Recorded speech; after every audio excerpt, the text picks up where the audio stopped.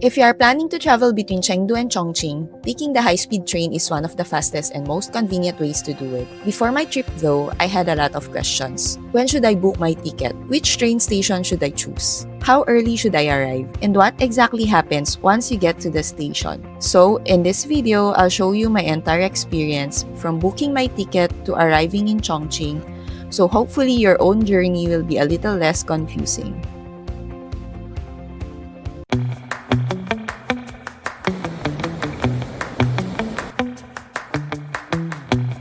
I booked my train ticket just 2 days before my trip. At first, I wasn't really sure how far in advance I should book. From what I found while researching, the earlier the better, especially if you're traveling during weekends, holidays, or other busy periods because seats can sell out quickly.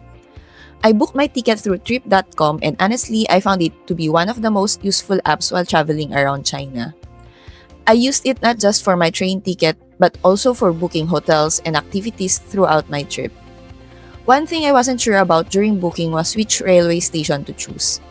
Both Chengdu and Chongqing have multiple train stations and I didn't know which one would be most convenient.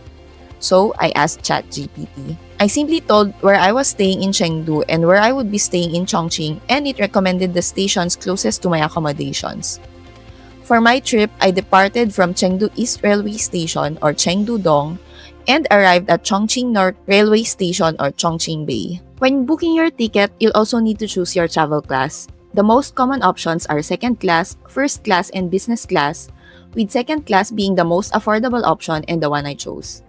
There's also a standing ticket option. This doesn't mean you'll definitely have to stand for the whole journey. It simply means you don't have a reserved seat. If seats become available after boarding, you may be able to sit down. But during busy periods, you should be prepared to stand for the trip. The app also lets you choose your preferred seat, whether you'd like a window seat or an aisle seat. For my booking, I requested a window seat on the two-seat side of the carriage because second class uses a 3-2 seating layout. However, Trip.com also mentions that seat requests aren't guaranteed and depend on availability. In my case, I ended up getting an aisle seat on the 3-seat side, so don't be surprised if your assigned seat is different from what you requested. Trip.com recommends arriving at least 90 minutes before departure, especially if you're unfamiliar with the station, so that's exactly what I did. I was staying at Chengdu Nova Traveler Lodge, which is near Taisheng South Road Station. From there, I took the Chengdu Metro to Chengdu East Railway Station. Once you get off the metro, you'll need to walk a short distance to Chengdudong Railway Station. Just follow the signs leading to the railway station entrance.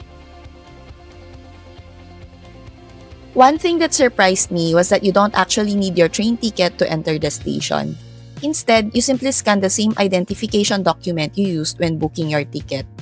Since I booked using my passport, I just scanned my passport at the entrance. After entering, you'll go through the usual airport-style security screening before entering the main departure hall. Once you are inside, simply head to the departure gate indicated on your train ticket. I arrived pretty early at my departure gate, and I think this was probably the most confusing part of the entire experience.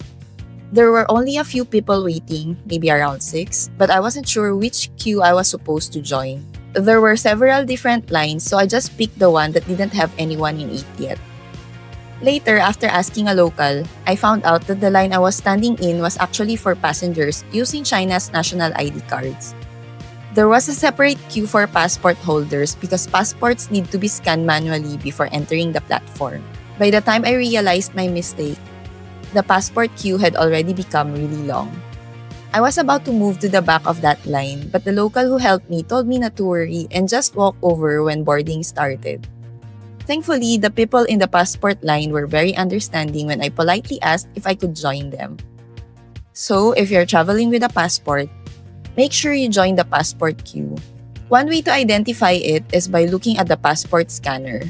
It has a much larger scanner than the ones used for China's national ID cards. It will save you from the confusion I experienced.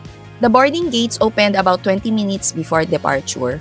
Your passport will be scanned again before you can enter the platform. Once you're through the gate, simply walk down to the platform where your train is already waiting. Just look for your designated car number, then find your assigned seat. The process was actually very organized, and despite how busy the station was, boarding was surprisingly smooth. Once you're inside, there are luggage racks near the doors for larger suitcases, while smaller bags can be stored on the overhead racks. Since I was only traveling with a small backpack, I just kept it in front of me throughout the trip. My journey from Chengdu to Chongqing took 1 hour and 41 minutes exactly as shown on my ticket.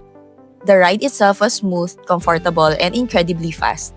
It's amazing how quickly you can travel between two major cities without dealing with airport security, baggage claims, or long transfers. Before I knew it, we had already arrived in Chongqing. I got off at Chongqing North Railway Station, which is directly connected to the Chongqing Metro. You'll need to walk a short distance through the station to reach the metro. Just follow the signs towards South Square, where you'll find the metro station.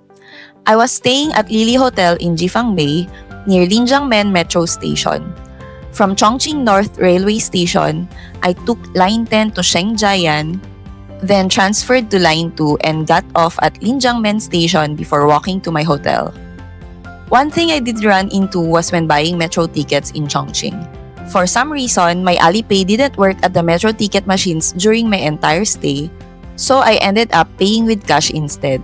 So if you're traveling around China, it's always a good idea to carry a little cash with you, just in case your digital payment doesn't work. Overall, I found taking China's high-speed rail much easier than I expected. The stations may seem intimidating at first because they're so huge, but once you understand the process, it's actually very straightforward. I hope sharing my experience helps you make your own trip between Chengdu and Chongqing a little easier. If you are planning a trip to China, be sure to check out my China travel playlist, where I've put together all of my China guides, from visa tips and transportation to destination guides for Chengdu and Chongqing, to help you plan your trip from start to finish. Thanks for watching, and I'll see you in the next one.